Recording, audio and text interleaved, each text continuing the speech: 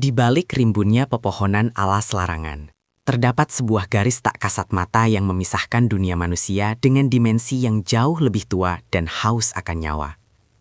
Barang siapa yang berani melintasi batas itu saat matahari tergelincir di ufuk barat, mereka tidak hanya akan tersesat secara fisik, tetapi akan dihapus sepenuhnya dari garis waktu dan ingatan dunia ini. Desa Girimulyo terletak tepat di kaki bukit yang menjadi gerbang masuk menuju alas larangan, sebuah hutan hujan tropis yang vegetasinya begitu rapat hingga cahaya matahari pun kesulitan menembus dasar tanahnya. Penduduk desa telah hidup berdampingan dengan hutan itu selama berabad-abad, mewariskan satu aturan mutlak yang tak boleh dilanggar oleh siapapun. Jangan pernah menginjakkan kaki di dalam hutan setelah azan maghrib berkumandang. Bagi mereka, maghrib bukan sekedar pergantian waktu, melainkan saat di mana tirai antara dunia nyata dan dunia gaib menipis, membiarkan penghuni hutan yang tak kasat mata keluar untuk mencari tamu. Aris, seorang pemuda kota yang ambisius dan skeptis, berdiri di pinggir jalan setapak yang membelah desa, menatap puncak-puncak pohon yang mulai menggelap. Di sampingnya, Bayu sibuk memeriksa baterai kamera DSLR-nya, sementara Maya, yang sejak tadi tampak gelisah, terus menggenggam tali tas punggungnya dengan erat. Aris adalah seorang pembuat konten dokumenter yang terobsesi untuk membongkar mitos-mitos lokal dengan logika. Dan baginya, alas larangan hanyalah sebuah hutan dengan topografi yang sulit, bukan tempat bersemayamnya kekuatan supranatural. Mereka bertiga telah mendengar semua cerita horor tentang pendaki yang hilang, tentang tim pencari fakta yang kembali dalam keadaan linglung tanpa ingatan, dan tentang suara gamelan yang sering terdengar di tengah malam dari kedalaman hutan. Namun, bagi Aris, semua itu hanyalah bumbu cerita untuk menakut-nakuti orang agar tidak merusak ekosistem hutan. Ia ingin membuktikan bahwa dengan peralatan modern seperti GPS, telepon satelit, dan kompas digital, mereka bisa menaklukkan alas larangan kapan saja, termasuk di waktu yang paling dilarang sekalipun.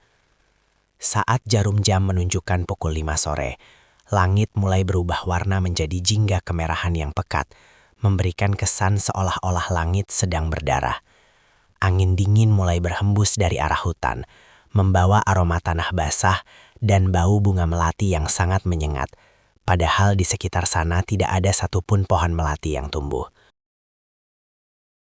Pak Kito, seorang sesepuh desa yang kebetulan lewat, sempat berhenti dan memperingatkan mereka dengan suara parau yang penuh ketegasan. Ia mengatakan bahwa sandekala atau makhluk-makhluk penunggu senja sudah mulai bangun. Dan jika mereka nekat masuk, mereka mungkin tidak akan menemukan jalan pulang yang sama. Namun, Aris hanya tersenyum tipis, mengangguk sopan tanpa niat sedikit pun untuk mematuhi peringatan tersebut, dan memberi isyarat kepada Bayu serta Maya untuk segera berangkat. Langkah kaki mereka mulai menginjak serasah daun kering di lantai hutan, menciptakan suara gemerisik yang terdengar sangat keras di tengah kesunyian yang tiba-tiba menyelimuti atmosfer. Begitu mereka melewati deretan pohon beringin besar yang menandai batas hutan, suhu udara turun secara drastis, membuat uap air keluar dari mulut mereka setiap kali bernapas. Maya merasa bulu kuduknya berdiri. Ia merasa seolah-olah ada ribuan pasang mata yang mengawasi mereka dari balik kegelapan semak-semak belukar yang berduri. Cahaya matahari yang tersisa hanya mampu menciptakan bayangan-bayangan panjang yang terdistorsi, membuat batang-batang pohon yang meliuk tampak seperti lengan-lengan raksasa yang siap menangkap siapa saja yang lewat. Aris terus memimpin di depan, matanya terpaku pada layar GPS yang menunjukkan koordinat sebuah telaga tersembunyi di tengah hutan yang konon menjadi pusat dari segala aktivitas mistis di sana. Namun, keanehan mulai terjadi ketika jarum jam menunjukkan pukul 6 kurang 10 menit. Layar GPS di tangan Aris mulai berkedip-kedip tidak stabil, sebelum akhirnya mati total meskipun baterainya baru saja diganti. Bayu mencoba menghidupkan senter kepalanya, tetapi cahaya yang dihasilkan tampak redup dan seolah-olah terserap oleh kegelapan yang semakin pekat di sekeliling mereka. Suasana hutan yang tadinya hanya sunyi, kini mulai diisi oleh suara-suara aneh yang sulit dijelaskan dengan logika. suara bisikan yang tumpang tindih dalam bahasa yang tidak mereka mengerti, dan bunyi dahan patah yang terdengar sangat dekat di belakang mereka setiap kali mereka berhenti melangkah. Maya berkali-kali menoleh ke belakang, merasa yakin bahwa ada sosok tinggi hitam yang mengikuti mereka dari jarak yang konsisten. Namun setiap kali ia mengarahkan pandangannya, sosok itu menghilang di balik kabut yang mulai turun. Kabut itu bukan kabut biasa. Warnanya putih keabu-abuan dan memiliki tekstur yang sangat tebal, membuat jarak pandang mereka berkurang hingga hanya tersisa 2 meter ke depan. Aris mulai merasakan sedikit keraguan di dalam hatinya. Namun ego dan rasa gengsinya mengalahkan rasa takut itu, sehingga ia terus memaksa kedua temannya untuk maju lebih dalam ke jantung alas larangan.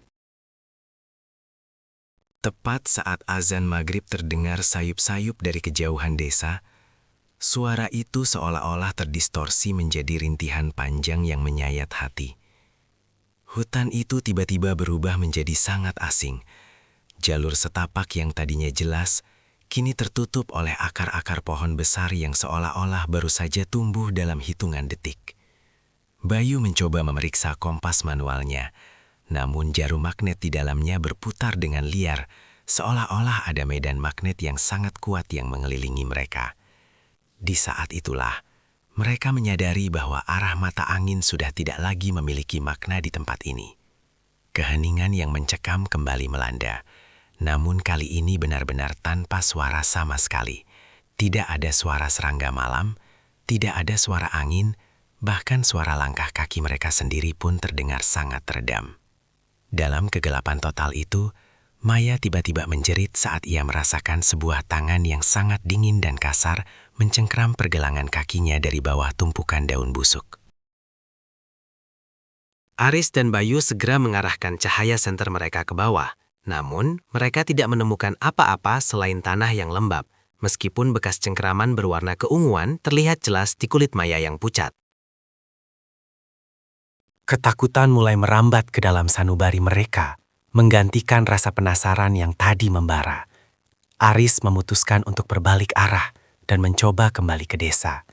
Namun, setiap jalan yang mereka lalui seolah-olah membawa mereka kembali ke tempat yang sama, sebuah pohon tua yang batangnya dipenuhi oleh lumut merah yang menyerupai darah kering. Mereka terjebak dalam sebuah labirin ruang dan waktu yang tak berujung, di mana logika manusia tidak lagi berlaku dan hukum alam telah dipelintir oleh kekuatan yang jauh lebih tua dari peradaban manusia. Bayu mulai berhalusinasi.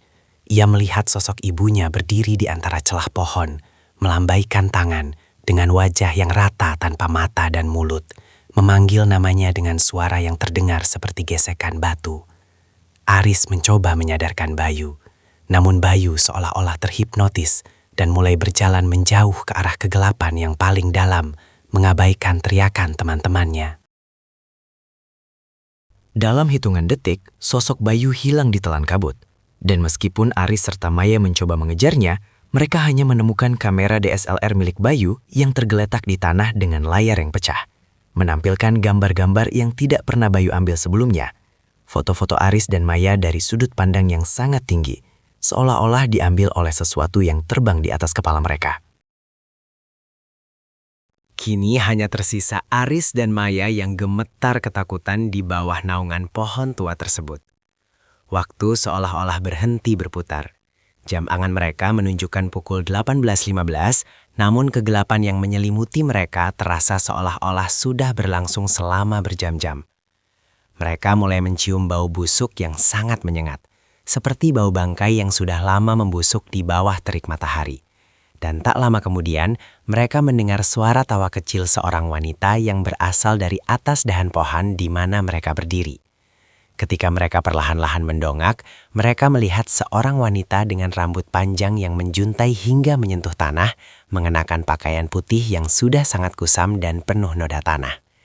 Wanita itu tidak memiliki wajah, hanya ada lubang hitam besar di bagian tengah kepalanya yang terus mengeluarkan cairan kental berwarna hitam. Maya jatuh pingsan karena syok, sementara Aris merasa kakinya lumpuh total, tidak mampu digerakkan seolah-olah tertanam ke dalam tanah. Makhluk itu perlahan-lahan turun dari pohon. Gerakannya patah-patah, seperti boneka kayu yang digerakkan oleh tali yang tidak terlihat. Dan setiap langkahnya meninggalkan bekas hitam yang membakar rumput di bawahnya. Aris mencoba berteriak meminta tolong, namun suaranya tidak keluar, seolah-olah ada sesuatu yang mencekik tenggorokannya dari dalam. Ia menyadari bahwa alas larangan bukanlah sekadar hutan, melainkan sebuah entitas hidup yang memakan energi dari rasa takut manusia. Semua orang yang hilang di hutan ini bukan karena mereka tersesat secara teknis, melainkan karena mereka dipilih untuk menjadi bagian dari ekosistem gaib ini. Sebelum makhluk itu menyentuhnya, Aris melihat bayangan-bayangan lain muncul dari balik pohon. Sosok-sosok manusia dengan pakaian dari berbagai era, mulai dari pakaian tradisional zaman kerajaan hingga pakaian modern seperti yang mereka kenakan. Sosok-sosok itu berdiri diam dengan kepala tertunduk. Mereka adalah jiwa-jiwa yang terperangkap, yang tidak pernah bisa kembali ke dunia luar karena telah melanggar batas waktu maghrib.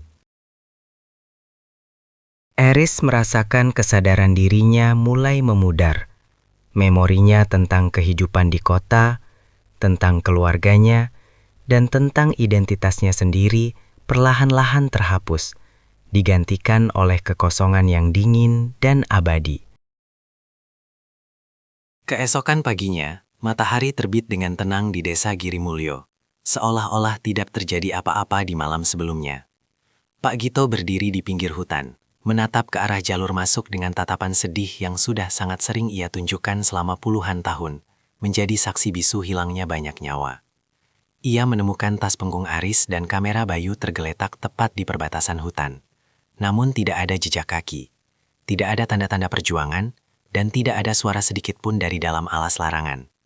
Tim SAR yang datang beberapa jam kemudian melakukan pencarian besar-besaran dengan bantuan anjing pelacak dan helikopter. Namun setelah 7 hari pencarian, mereka tidak menemukan satupun petunjuk tentang keberadaan ketiga pemuda tersebut. Alas larangan telah menutup pintunya kembali, menyimpan rahasia tentang apa yang terjadi di dalam kegelapannya rapat-rapat, hingga ada orang lain yang cukup bodoh untuk mengabaikan peringatan maghrib di masa depan. Bagi penduduk desa, Aris, Bayu, dan Maya kini hanya menjadi bagian dari legenda urban yang diceritakan kepada anak cucu mereka agar tidak bermain terlalu jauh saat senja tiba. Kejadian itu meninggalkan luka yang dalam bagi keluarga yang ditinggalkan.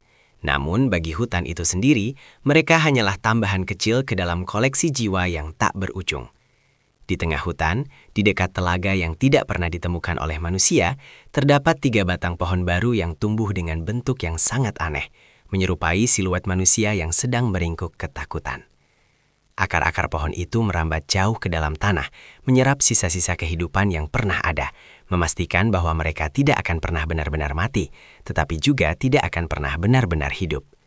Setiap kali angin bertiup melewati dahan pohon-pohon baru itu, terdengar suara bisikan lirih yang menyerupai suara Aris, Bayu, dan Maya, memperingatkan siapapun yang bisa mendengar agar segera pergi sebelum matahari tenggelam sepenuhnya. Namun suara itu terlalu lemah untuk menembus keheningan hutan yang dominan, sehingga setiap tahunnya korban-korban baru terus berdatangan, tertarik oleh rasa penasaran yang mematikan.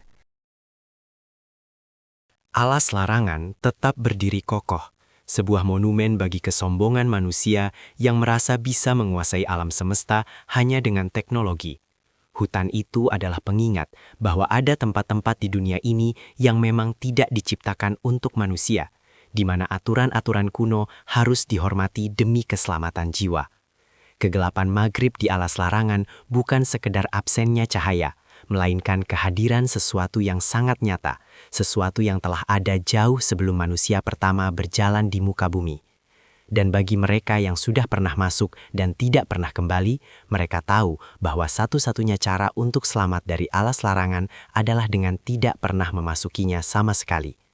Misteri hilangnya mereka bertiga tetap menjadi teka-teki yang tak terpecahkan, menambah daftar panjang nama-nama yang hilang di balik rimbunnya pohon beringin dan kabut abadi yang menyelimuti jantung hutan tersebut. Di saat malam kembali menyelimuti desa Girimulyo, suara gamelan sayup-sayup terdengar lagi dari arah bukit. menandakan bahwa pesta bagi para penghuni alas larangan baru saja dimulai. Penduduk desa segera masuk ke dalam rumah, mengunci pintu dan jendela rapat-rapat, sambil merapalkan doa-doa perlindungan agar tidak ada anggota keluarga mereka yang tergoda untuk melihat ke arah hutan. Mereka tahu bahwa di balik keindahan pepohonan hijau itu, terdapat sebuah lubang hitam yang siap menelan siapa saja yang berani menantang batas antara yang nyata dan yang gaib. Dan di dalam kegelapan itu, Aris, Bayu, dan Maya kini hanya bisa menatap dalam diam, menjadi saksi bisu bagi siapapun yang akan menjadi korban selanjutnya dari kutukan alas larangan yang tak pernah berakhir. Kisah tentang alas larangan ini hanyalah satu dari sekian banyak misteri yang menyelimuti tanah air kita, di mana batas antara mitos dan kenyataan seringkali menjadi sangat kabur saat matahari mulai terbenam. Seringkali kita merasa bahwa logika dan ilmu pengetahuan sudah cukup untuk menjelaskan segala sesuatu di dunia ini. Namun, ada saat-saat di mana alam menunjukkan kekuatannya yang tak terduga, memaksa kita untuk kembali merunduk dalam ketakutan dan rasa hormat yang mendalam. Hutan itu akan selalu ada di sana, menunggu dengan sabar di balik kabut senja, menjaga rahasia-rahasianya dari mata manusia yang terlalu ingin tahu. Dan setiap kali maghrib tiba, ia akan kembali membuka pintunya, menawarkan keindahan yang menipu bagi mereka yang tidak tahu cara menghargai waktu dan tempat.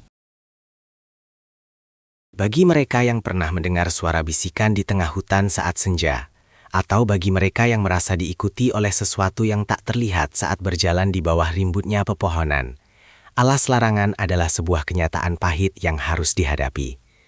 Tidak ada jalan keluar yang mudah bagi jiwa yang sudah terjerat dalam jaring-jaring gaibnya, dan tidak ada peta yang bisa menuntunmu pulang jika kau sudah kehilangan arah di dalam dimensi yang ia ciptakan. Hutan itu adalah sebuah labirin tanpa dinding, sebuah penjara tanpa jeruji, yang hanya bisa dihindari dengan satu cara sederhana. Patuhilah aturan yang telah ditetapkan oleh para leluhur, karena mereka tahu apa yang bersembunyi di balik bayang-bayang pepohonan saat cahaya mulai memudar. Kisah tragis Aris dan teman-temannya kini menjadi pengingat abadi bagi siapa saja yang berniat mengunjungi alas larangan. Barang-barang mereka yang tertinggal di perbatasan hutan seolah menjadi nisan tanpa nama bagi mereka yang telah dihapus dari dunia ini.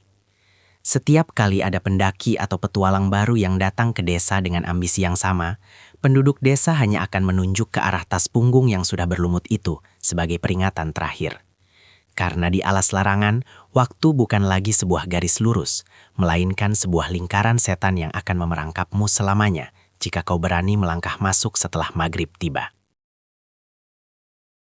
Kehampaan yang dirasakan oleh keluarga mereka adalah bukti nyata bahwa kehilangan di alas larangan jauh lebih menyakitkan daripada kematian biasa.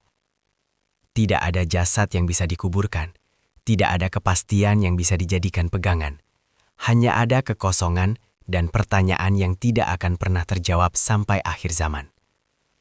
Hutan itu telah mengambil segalanya dari mereka, masa depan mereka, kenangan mereka, dan keberadaan mereka di dunia ini.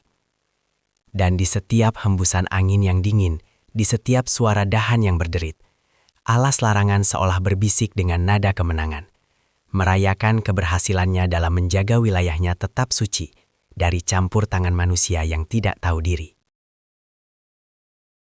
Kegelapan yang menyelimuti hutan tersebut bukanlah sekedar fenomena alam, melainkan manifestasi dari dendam kuno yang tersimpan di dalam tanahnya yang subur. Alas larangan menuntut penghormatan. Ia menuntut pengakuan atas keberadaannya sebagai penguasa mutlak di wilayah tersebut. Siapapun yang mencoba menantang otoritasnya akan berakhir seperti Aris, Bayu, dan Maya, menjadi bagian dari legenda yang menakutkan, menjadi bayang-bayang yang hanya bisa muncul saat senja, dan menjadi pengingat bagi dunia bahwa ada hal-hal yang lebih baik dibiarkan menjadi misteri, daripada harus diungkap dengan harga yang terlalu mahal.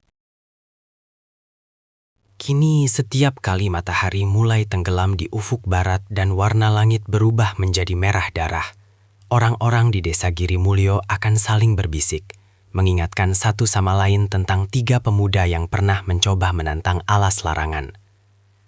Cerita itu telah menjadi bagian dari identitas desa, sebuah warisan kelam yang akan terus dijaga agar tidak ada lagi nyawa yang terbuang sia-sia. Dan jauh di dalam hutan, di bawah naungan pohon-pohon raksasa yang tidak pernah menua, Aris dan teman-temannya terus menunggu dalam keabadian yang sunyi, menyaksikan pergantian hari yang tidak lagi memiliki arti bagi mereka, terperangkap selamanya di dalam waktu maghrib yang tak pernah berakhir. Ketakutan adalah emosi yang paling murni, dan Alas Larangan tahu cara memanfaatkannya dengan sempurna.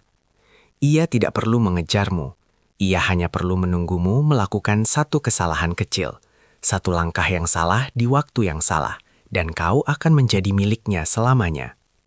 Hutan itu adalah cermin dari ketakutan terdalam manusia, tempat di mana halusinasi menjadi kenyataan dan di mana harapan adalah sesuatu yang sangat langka. Jadi, jika suatu saat kau menemukan dirimu berdiri di depan gerbang sebuah hutan yang tampak begitu tenang, namun terasa begitu mencekam saat senja tiba, ingatlah kisah ini. Ingatlah bahwa ada alasan mengapa larangan itu dibuat, dan ada harga yang harus dibayar bagi mereka yang memilih untuk mengabaikannya. Alas Larangan akan selalu menunggu, dengan pohon-pohonnya yang meliuk dan kabutnya yang tebal, siap menyambut siapa saja yang berani melintasi batasnya setelah maghrib. Namun bagi mereka yang bijak, hutan itu hanyalah sebuah pemandangan indah dari kejauhan, sebuah wilayah terlarang yang tidak akan pernah mereka jamah, demi menjaga keselamatan jiwa dan raga mereka dari cengkraman kegelapan yang abadi.